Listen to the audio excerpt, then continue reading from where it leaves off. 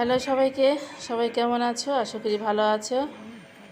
তো এই তো সকালবেলা দেখো জবা ফুল গাছে সুন্দর ফুল ফুটেছে, আর এদিকে সব কাজকর্ম সেরে নিয়েছি।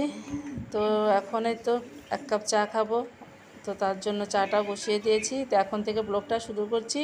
তো আশা করি পুরো ব্লগটা আমার সাথেই থাকবে। তো যাই হোক, এখানে দেখো চাটা কিন্তু হয়েই গেছে। তো ভাবলাম এক কাপ লাল চা খাই সকালবেলা। কেমন জানি বেশ কয়েকদিন হলো মানে সকালের দিকে একটু বেশি ঘুম ধরে, যদিও উঠতে ইচ্ছে করে না, তারপরেও জোর করে উঠতে হয়। যেহেতু সকালবেলার কাজ সকালে না হলে দেখা যায় যে সারাদিন কাজের খুব চাপ পড়ে যায়। তো চাটা খেয়ে নিয়ে ভাবলাম যে যেহেতু আজকে সোমবার, নিরামিষ খাবার দাবার, তো ভাবলাম সকাল দুপুরে একেবারেই রান্নাবান্না সেরে নেই। এদিকে মেয়ের পরীক্ষা শুরু হয়ে গেছে, তো ভাবলাম যে একেবারেই রান্নাবান্নাটা শুরু করি। তো দেখো এদিকে আমি আজকে রান্না করব ডাল। এমনিতে আজকে ডাল রান্না করতে আমার দেরি হয়ে যাবে, যেহেতু আমি হাঁড়িতে রান্না করব। তো এদিকে সব কেটে কুটে গুছিয়ে নিয়েছি। বুটের ডাল রান্না করব, তার জন্য কাঁঠালও কেটে নিয়েছি। লাইট ডগার চচ্চড়ি, আর সাথে আমের টক, আর ছোট আলু ছিল, সেগুলোই 4 ফালি করে আজকে ভাজি করব। এরকম ভাজি খেতেও কিন্তু ভালো লাগে। আর এতটুকুই পাঁপড় ছিল, তো ভাবলাম যে ভাজি করে নিই, মেয়ে পছন্দ করে ডাল ভাতের সাথে। তো যাই হোক, সব কিছু গুছিয়ে নিয়ে রান্নার জন্য চলে আসলাম। তো প্রথমেই আমি কিন্তু পাঁপড়টা ভাজি করে নিলাম, যেহেতু অল্প পাঁপড় আগে ভাজি করে একটা মানে পলিথিন ব্যাগে তুলে রাখবো আর কি, মচমচে থাকবে। তো পাঁপড়টা ভাজি করার পর ভাবলাম যে আলুগুলো ভাজি করি, মানে ভাবলাম যেহেতু আজকে হাঁড়িতে ডাল রান্না করব, তো সবগুলো রান্না আগে করে লাস্টের দিকে গিয়ে ডালটা রান্না করব। অনেক সময় লাগবে যেহেতু, আর ওদের স্কুলের টাইমও হয়ে যাবে, তাহলে এগুলো একটু ভাজি টাজি করে দিলে ওরা ভাতটা খেতে পারবে। তো সুন্দর করে আলু ভাজিটা করে নিলাম। তো এখন আমি তো তরকারিটা করব। তো প্রথমে কিন্তু আমি তো মেথি ফোড়ন দিয়ে দিয়েছি, তারপর আলু আর পটলটা একটু ভেজে নিলাম। আর লাইট ডগার চচ্চড়ির মধ্যে আলু পটল দিলে বেশ ভালোই লাগে, এর আগে খাইছি, তো খাওয়ার পরে বেশ ভালো লাগছে। তো সেই জন্য ভাবলাম যে আজকেও এভাবে রান্না করব। তো যাই হোক, হলুদ লবণ দিয়ে ভালো করে নেড়েচেড়ে একটু ঢাকা দিয়ে দিয়েছিলাম, সুন্দর করে সিদ্ধ হয়ে গেছে। তো এখন দিব সরিষা বাটা, আর সরিষা বাটার মধ্যে একটুখানি আদা জিরা বাটা দিয়েছি, আর একটুখানি দিয়েছি রাঁধুনি বাটা, আর সাথে একটুখানি দিলাম চিনি, আর হচ্ছে একটুখানি আটা দিয়েছি, সুন্দর নাশা হবে।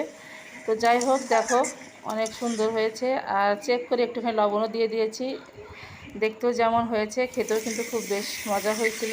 তো যাই হোক, এদিকে টকটাও রান্না করে নেব। তো প্রথমে আমি তো শুকনো মরিচ দিয়েছি, আর দিয়ে দিয়েছি সাদা সর্ষে। তো ভালো করে ফোড়ন দিয়ে নিয়ে তারপর দিয়ে দিলাম একটু আমের সাথে একদম হলুদ লবণ মরিচ গুঁড়া দিয়েছিলাম, ভালো করে ভেজে নিয়ে একটু জল দিয়ে তারপর ঢাকা দিয়েছিলাম। তো সিদ্ধ হয়ে গেছে, চিনি দিয়ে তারপর একটুখানি চাট মশলা দিয়ে নামিয়ে নিয়েছি। তো এখন তো ডালটা বসিয়ে দিব। তো প্রথমে হাঁড়িতে এতে গরম জল দিয়ে দিলাম, একটু গরম হতে হতে ডালগুলো ভালো করে ধুয়ে পরিষ্কার করে নিয়ে তো লবণ মরিচ আর একটুখানি সরিষা তেল দিয়ে মেখে দিলে দেখা যায় যে তাড়াতাড়ি ডালটা হয়ে যাবে। তো নিরামিষ খাবার দাবার খেতে খুব ভালোই লাগে, মন্দ লাগে না, কিন্তু দেখা যায় তো রান্নাবান্না করতে একটু পরিমাণে বেশি হয়ে যায়, মানে নিরামিষ রান্না করলে পদে পদে রান্না করতে হয়। আর আর এই সময়টাতে কিন্তু বুটের ডাল দিয়ে কাঁঠাল সবাই পছন্দ করে, আর মোটামুটি নিরামিষ দিনে কিন্তু সবাই খেতে পছন্দ করে। আর এরকম ডালের সাথে যদি মানে আমের চাটনি থাকে, তাহলে তো পেট ভরে মন ভরে তৃপ্তি করে 4টা ভাতও খাওয়া যায়। আর দেখা যায় এরকম ডাল ভাতের সাথে চাটনি খেলে পেটের কোনায় কোনায় ভরে যায়। আর অনেক সময় মাছ মাংস দিয়ে ভাত খেয়েও কিন্তু এরকম পেট ভরে না। তো যাই হোক, ডাল সিদ্ধ হয়ে গেছে, সাথে কাঁঠালও সিদ্ধ হয়ে গেছে। তো হলুদ দিয়ে ভালো করে জাল দিয়ে নিয়ে এখন কিন্তু আমি সম্বারটা দিয়ে দেব। তো প্রথমে শুকনো মরিচ তেজপাতা দারচিনি কালো এলাচ দিয়ে দিয়েছি, তো গোটা জিরে দিয়ে ফোড়ন দিলাম। তো এখন ডালটা দিয়ে দিচ্ছি। তো ডালটা যেমন দেখতে হয়েছিল খাসা, খেতেও কিন্তু বেশ মজা হয়েছিল, আর কাঁঠালটা বেশ ভালো ছিল, অল্পতেই সুসিদ্ধ হয়ে গেছে। তো একটুখানি চিনি দিয়ে দিয়েছি, আর দিয়ে দিলাম একটুখানি আদা জিরা বাটা, যেহেতু বুটের ডাল আদা জিরা বাটাটা দিলে আরও বেশি একটু ভালো লাগবে, স্বাদ হবে, আর খেতেও খুব ভালো হয়েছিল। তো যাই হোক বন্ধুরা, আজকের মতো এখানেই বিদায় নিচ্ছি। ভিডিওটা ভালো লাগলে অবশ্যই লাইক কমেন্ট আর সাবস্ক্রাইব করতে ভুলবে না। সবাই ভালো থেকো, টাটা, বাই বাই।